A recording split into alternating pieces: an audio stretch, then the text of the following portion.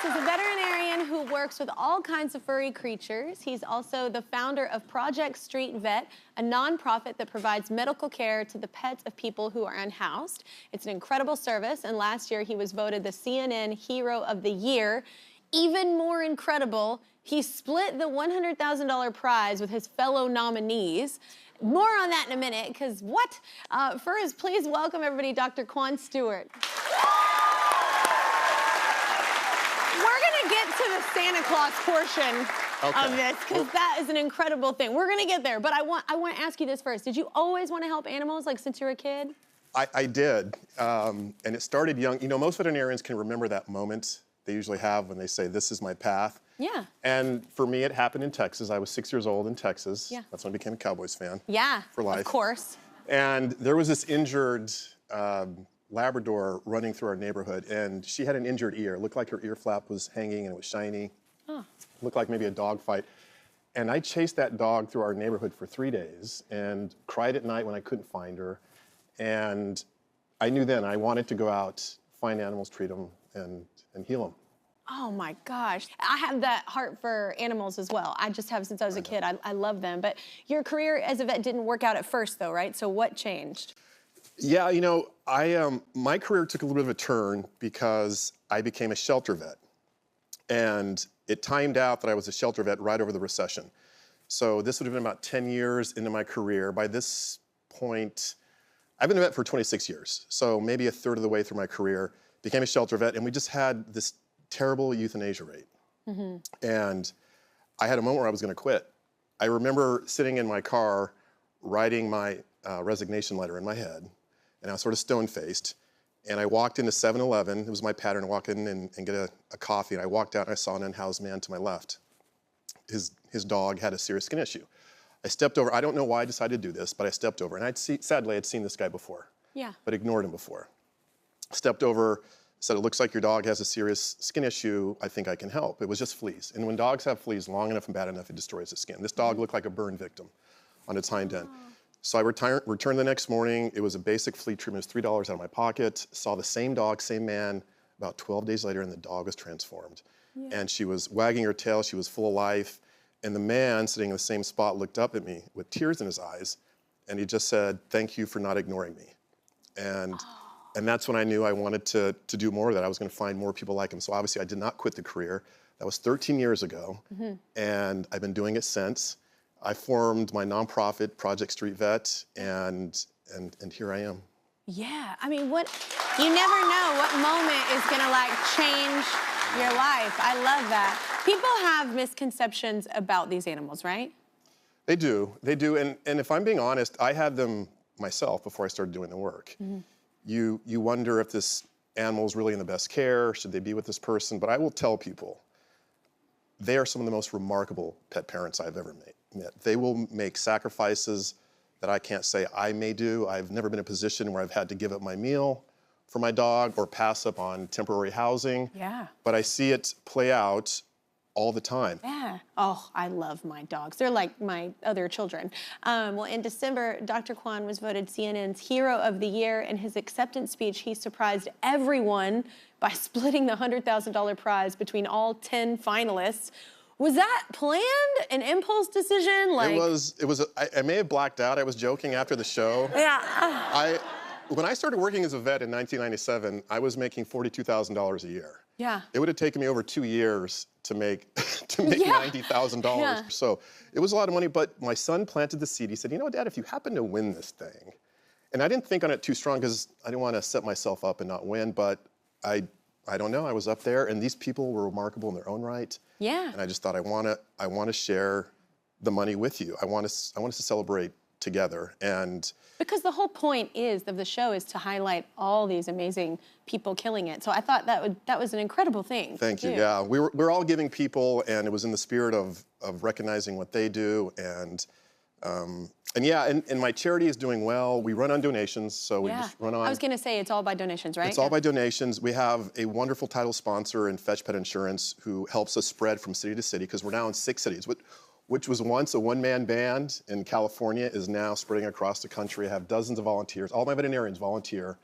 And we just recently landed in New York City with the help of Fetch. Yeah. And we're going to keep growing. We're going to keep Oh, growing. it's incredible, man. Yeah, It's incredible. So recently, you went beyond pets. So tell us about Richard. Yeah, you can't help but make a connection to the people, obviously. Yeah. And I was in San Diego, my hometown of San Diego. And I came across this gentleman. And we got to talking after I'd treated his dogs, Princess Leia and Pudding. Yes. He's a crazy Star Wars guy. And he, tearing up as he's talking to me, shared that he did have housing. His brother lived in San Diego, but and his brother offered, he said, you can come live with me, brother, but you can't bring your dogs. There was a medical issue, an allergy or something. He said, you can't bring your dogs. And Richard just said, I'll figure it out. I'll live in my car as long as I have to. He'd been living in his car, a barely functioning car, by the way, sleeping in the car, didn't have heat, it was getting cold at night. Mm-hmm. He's a very prideful man, Gulf War veteran, and I walked away and I want to help this guy. I reached out to a friend of mine, a partner of Hollistipet, and together we bought Richard a brand new van, so at least he could have a better place to sleep, heat, warmth, get around. Gave him my number, we've stayed in touch, and yeah, we're pretty tight. We help each other out now. I know that. So that moment was actually captured on tape, so let's take a look. There's something over here that I want to present to you. Are you serious? Mm-hmm. Thank you. You deserve it, man. Thank you. You want to come over and see a new ride? Everybody, Richard is actually in our audience. Hi, Richard. Hi. Oh, you got me. And first of all, thank you for your service. I'm going to start with that. Thank you so much. And secondly, I want to say, and it's hard, like somebody that has sacrificed their life for us, and you've struggled in life, right? Yeah. I haven't always made the best choices in life. When I was younger, my 30s, I found myself in prison. I'm Texan, just like you. Yeah. I'm American, but I tell people I'm American, but Texan by the grace of God. Exactly. So, that's what we all say. A couple years ago, I moved out to California, tried to change my life for the better, and ended up homeless. And but I wasn't going to give up, right? I met Dr. Quan, and here we are. Yeah. Well, what was that moment like? That had to change your life, like getting that van. It did, and I can't believe it. I still can't believe it. 3 days after the gifting of the van, my brother puts me in contact with one of his friends. He gives me a job as a security guard. I'm a security guard. Yeah. 4 months. Yeah.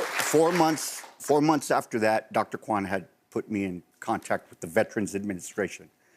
I never asked him for anything till I met Dr. Quan, and 4 months after that, they housed me. So, Like changed your life. You say that you help each other, right? We do. So I called up Richard and I said, I have this idea. I want to create these dog food pantries. I want to not only give medical to the pets on the streets, I want to provide nutrition.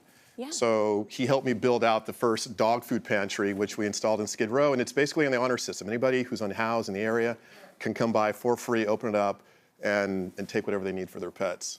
That's an incredibly cool idea. That's so cool. that's the least I could do for him. Oh my gosh, that's so cool. You want to say something, right, to Dr. Quan? You know what? Hey, I love you, Dr. Quan. You're awesome. I honestly feel that you're an angel on this planet.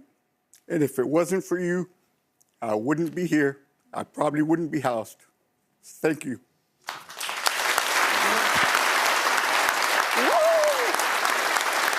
Yeah, I'm gonna need one of those. I'm like, wait a minute. I'm like, wait, we're both not, yes, you gotta. Oh, man. We have something to share as well. So we reached out to our friends at Dutch Pet who make high-quality, affordable vet care and prescriptions available online 7 days a week and all delivered direct to you, which is incredible. They love the work that you're doing at Project Street Vet, and they want to help. So they're going to donate $10,000 just to help out. Yeah. Thank you. Oh, my God, absolutely. Thank you. I love what you're Thank you. doing. I love that you walked into that 7-Eleven and it changed your life, because it changed your life, but it also changed so many other people's lives. And it's always awesome to have a Texan on here, so you're welcome anytime, Richard. Thank you.